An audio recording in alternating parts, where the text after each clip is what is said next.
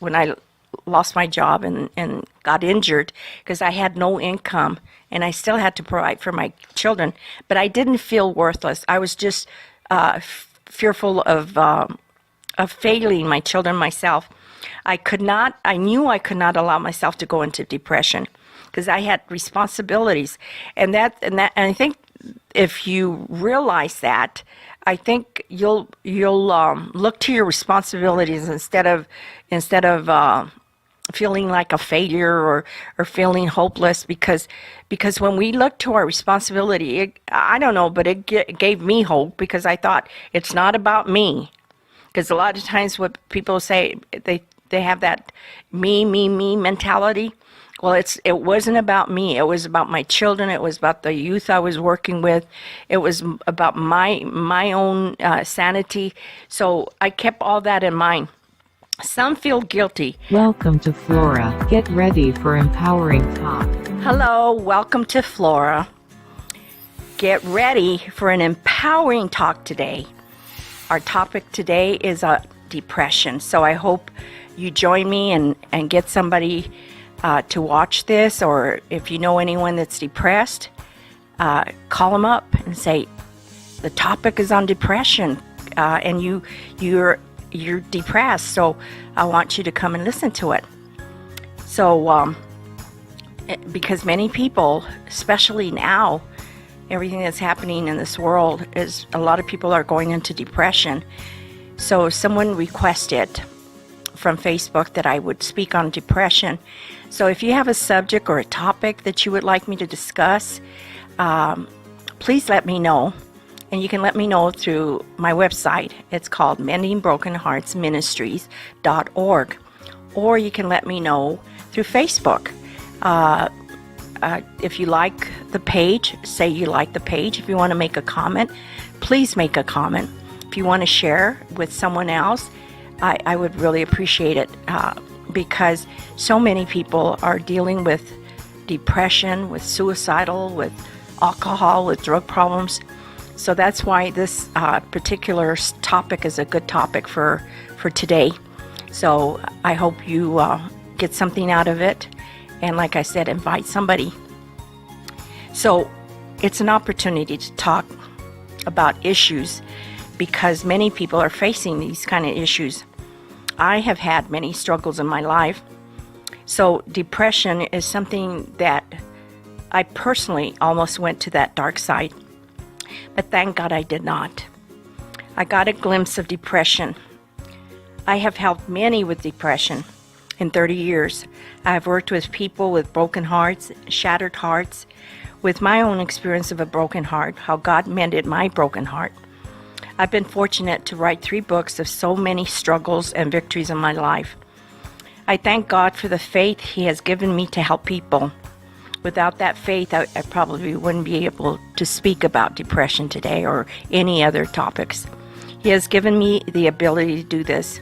So I thank God every day that I have the ability to speak on different topics to help people with their broken hearts. Depression is not an emotion, okay? Because most of the things that I talk about are emotions, but depression is not an emotion. But sadness is. Sadness is when you have a loss of a loved one. You know, when you lose someone. I was talking to a lady yesterday that she lost her brother, and she said she wanted to go to depression, but she fought it, and I thank God that she did. And what she did was she called her friends, called her pastor, and realized that she could not afford to go into depression. So she did the right thing. And then she prayed, and she used the Word of God. Sadness is a disappointment. Every time you're disappointed, sadness wants to take over. Sadness is an emotional hurt. Sadness does hurt. Sadness can happen when you get divorced from a 25-year marriage or even a year marriage. Sometimes people get divorced after 2 years. It's still sad. Sadness is something challenging that you get overwhelmed. Being let down. Many of us are let down, so it's sadness when it happens. But what I'm trying to share with you today is don't let it go into depression. When depression hits you, you do not want to feel anything. People with a depressed mood can feel sad, anxious, empty, hopeless, helpless, worthless, guilty, irritable, angry, ashamed, or restless. Those are the symptoms. I have counseled many that were depressed.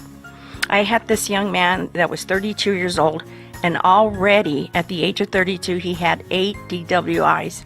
He had never been married. He was very suicidal. His mom had been praying for someone to send to her because her son needed help. And I happened to be at this store that she did her job, I guess, behind in the back, because she was in the back and she was listening to my conversation as I was talking to the clerk, and she said she felt like something was telling her, this lady can help you. So she approached me and she asked me, can I talk to you? And I said, sure. And then she said, I need to talk to you about my son. And it was me that got sent to her. See, many times when we pray, God answers our prayers. So if you need help with anyone in depression, like I said, send it to my website and I will respond. I was buying my makeup and she was in the back room. So I was doing what I always do. I always talk to people and I'm always encouraging people. Wherever I go, I talk about how good God is and how great things happen in my life. And sometimes I talk about my tragedies. So people are listening. So she was listening in the conversation. So it's important that when we want help, that we go to the right people. She asked me if I would help her with him. I have had many parents ask me for help for their sons or daughters or husbands.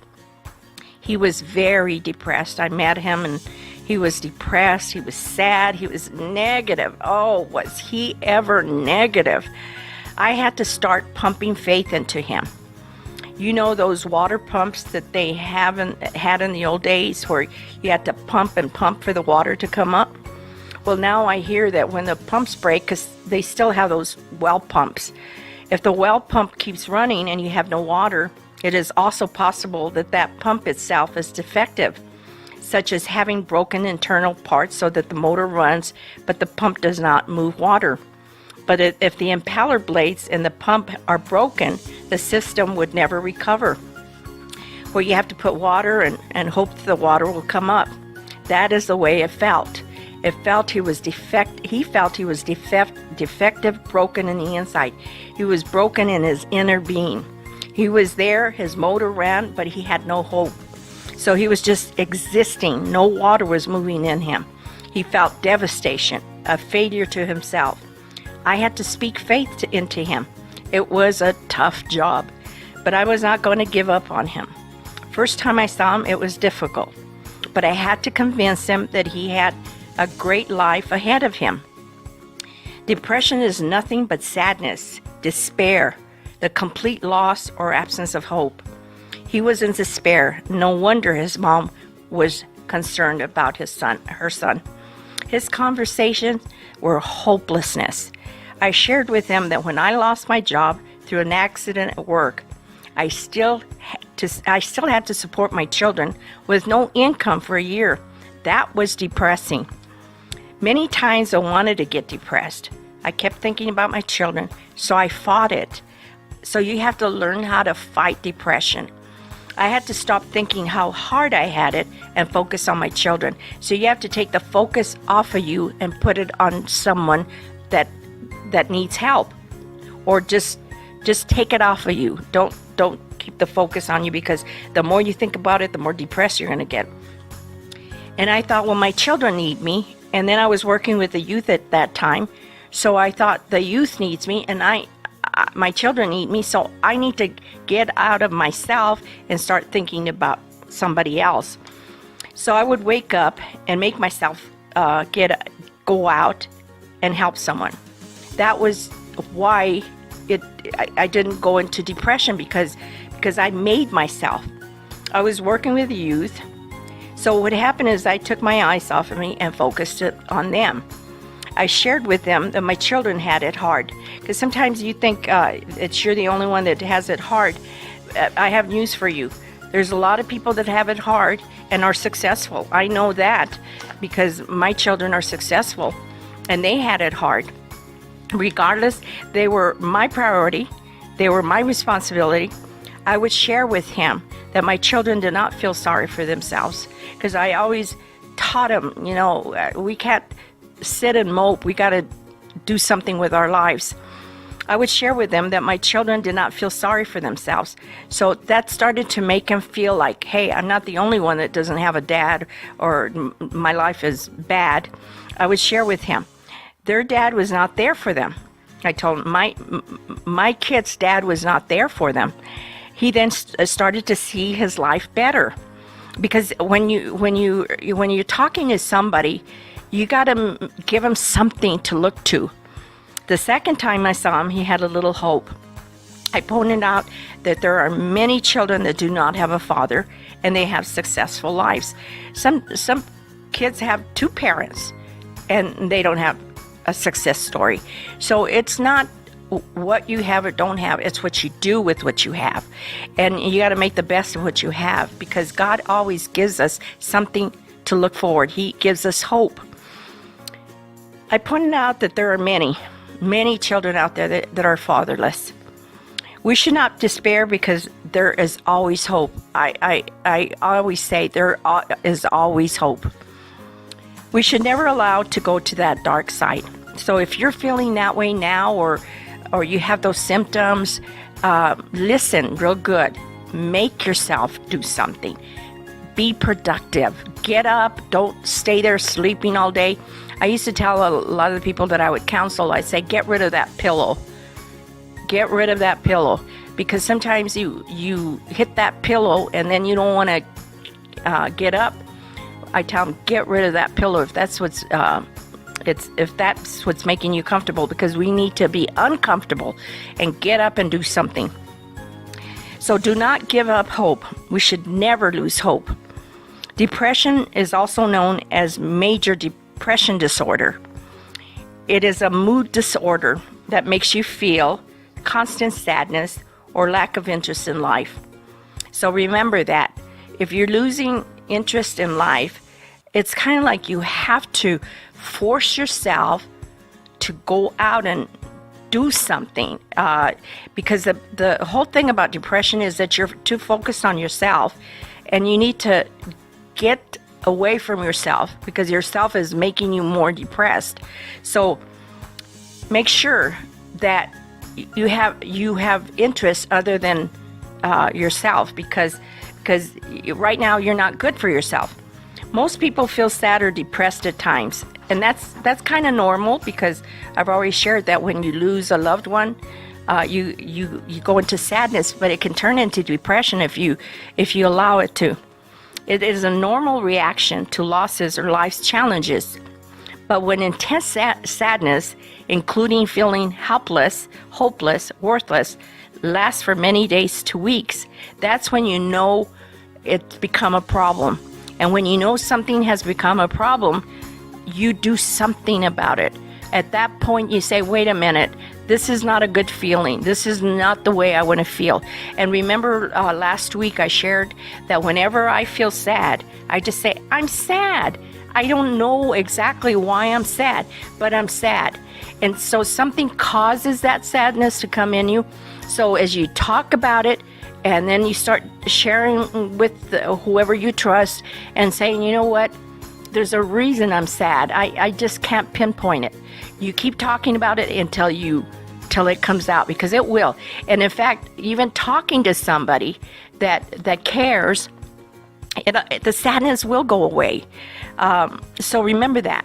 Don't keep it to yourself, because that's how it turns into depression. It's keeping you from living your life. It may be something more than sadness.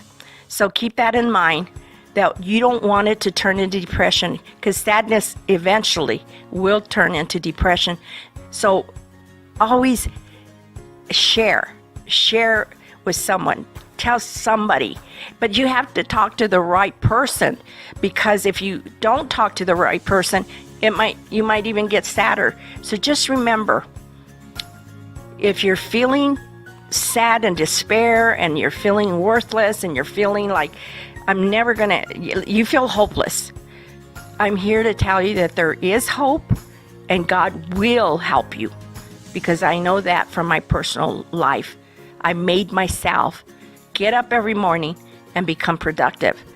Even though I was hurting, things were wrong, things weren't going well, but the point is that depression couldn't take over, because I wouldn't allow it, because it was ugly. If you've ever felt depression in your life, and some of you might be, it's ugly. It is ugly.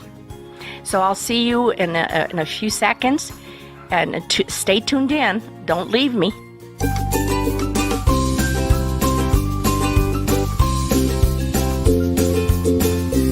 Welcome back. I'm Flora. Remember I shared with you that when you start getting super sad, like there's an intense sadness in you, including feeling helpless or hopeless and worthless, and if it starts to go longer than weeks, it's keeping you from living your life, it may be called clinical depression, a treatable medical condition. I call it hope, because I believe that depression can be cured through hope. I do not personally believe in taking medication for depression. That is where my faith kicks in. So you have to use your faith to kick out the sadness and the depression, because if you don't, it will become severe, intense depression. It starts to give you hope, and it comes in you. That faith, it kicks in, and it starts to give you hope.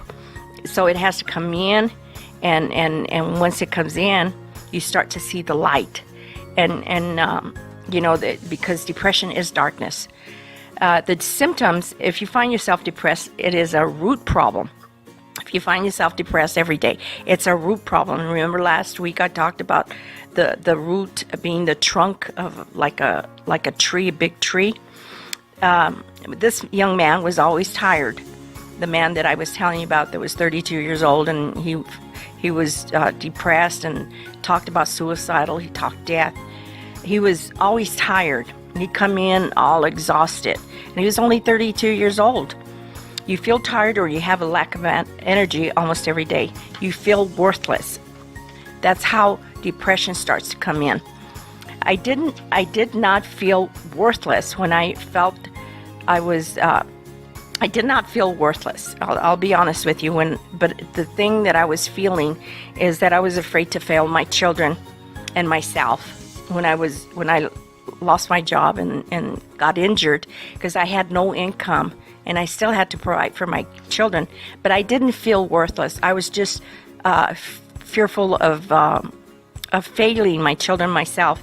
I knew I could not allow myself to go into depression, because I had responsibilities, and I think if you realize that, I think you'll look to your responsibilities instead of feeling like a failure or feeling hopeless, because when we look to our responsibility, I don't know, but it gave me hope, because I thought it's not about me. Because a lot of times what people say, they have that me mentality. Well, it wasn't about me. It was about my children. It was about the youth I was working with. It was about my own sanity. So I kept all that in mind. Some feel guilty. I did not feel guilty, but I felt for the first time that I could fail. That was the first time. And mind you, I had a bad marriage, but I didn't feel like I failed in my marriage, because I did everything I was supposed to do. In fact, I overdid it. I did too much, to be honest with you. That was depressing to think of. That depressed me when I would think I could fail. You have a hard time focusing, making decisions. See, when I didn't know what to do, I would I find something to do, so I could focus on someone making it. See, my desire, my intentions is always helping others. So I think that really helped me a lot. And I think that if people would be thinking of others, I think depression would leave you, because other people have it harder. That's what I realized. Like one time I was ministering in Mexico, and I was talking about my struggles, and all of a sudden the Lord gave me a vision of Mexico in that particular place, how women were suffering, and all of a sudden my suffering shrunk because I suffered. I know I did. I'm not comparing to them. So there's always someone that suffers more than we do. So you have to always keep your eyes away from yourself and focus on others. That helped me. Some sleep all day. I would make myself get out of bed and get busy doing something productive. And that'll help you to get out of depression. I've had so many times where I could have gotten discouraged because I've had a lot of disappointments in my life, but instead of staying in the disappointment and in discouragement, I forced myself out of it, because remember last week I told you that you have to always be working at things, and we can only do it. Nobody else can do it for us. Many go by their feelings, and that's the problem that we have, and the majority of the people have, is they go by their feelings. I moved by faith, and I thank God every day that I have always been able to move by faith and not by my feelings, and not feel sorry for myself. They do not do anything but mope around. Some people, that's all they do is mope around. The best medicine to talk is to someone that will encourage you. That's the best medicine, is to go talk to someone that will encourage you. That's what I did for this young man and many more. He stopped drinking, by the way. I even told him, like I said last week, I even told him, get yourself a dog, because he was a loner. He would tell me there's no point in living. He would think often about death and suicide. He felt restless. Nothing looked good to him. I was able to turn his thinking in the right direction. I went before the judge in his behalf and convinced the judge that he needed someone to believe in him. And I believed I could by faith. I had faith enough to know that I could help him, because I've helped many people that, this young man was depressed, but let me tell you, I've had other ones that were even more depressed, and I was able to turn them around by helping them, by showing them that there's a better way, and that there's always hope. And what I would always tell them is that they had a good future. They had potential. They had so much good ahead of them. So I would have to convince them. So the judge gave me the chance to work with him instead of sending him to jail. He did not need to be in jail, because I would appear before the judge for people that would get in trouble with the law. I would appear before the judge, and I always tell the judge, I think they could do better if I work with them, and the judge would say, are you sure? And I'd always say, yes, I'll take the challenge. So they would hand them over to me, and they would say, okay, you do your programs. So some of them I would do the 12-step Bible-based, and some others I would do the inner healing, which was 4 weeks, and others I would invite him to our support group. What he needed was to start thinking different, see, because that's the problem. And I always say this every time I would preach. I'd say, too many people have stinking thinking. That's what I call it, stinking thinking. He was a lot of work to get him to think healthy, but I did. I had not seen him for a long time. So not too long ago, I called his mom to see how things were. She said everything is good. So I spent a lot of time convincing him he had a great future ahead of him, until he believed it, because they have to believe it. I can say it a million times, but if you don't believe it, there's nothing I can do for you. I would tell him, I would speak to him, because he would speak death all the time. So I would speak to him, speak life to him. Words spoken to you can be death or life. So you have to speak life to yourself. You are worth it. That's what I'm saying to you. You are worth it. And then he happened to be overweight. So I had to suggest to him that there was a cure for depression. Don't take care of your body. Watch what you eat. Give yourself time to see yourself happy. Find things to do that make you happy. Have a purpose. We all have a purpose. Connect with people that are uplifting. Write down your feelings. That helps a lot. I used to write my feelings all the time, and it really helped me. See depression as an alarm. I saw it as an alarm. That is why I did not give room to go anywhere, for the depression to go nowhere, but towards the light. Today, God gets all the glory because He's the one that helped me get through everything. So I hope that I gave you direction, instructions, I guided you through. But don't forget to watch me on Facebook. I have 2 programs. One is called Mending Broken Hearts Ministries, and it's a podcast, and the other one is Flora Talk, and it's a podcast. So one is preaching and teaching. The other one has to do with issues of life. So God bless you. Go to my website, put like on Facebook, put comments, your concerns, whatever you want. Thank you, and God bless you.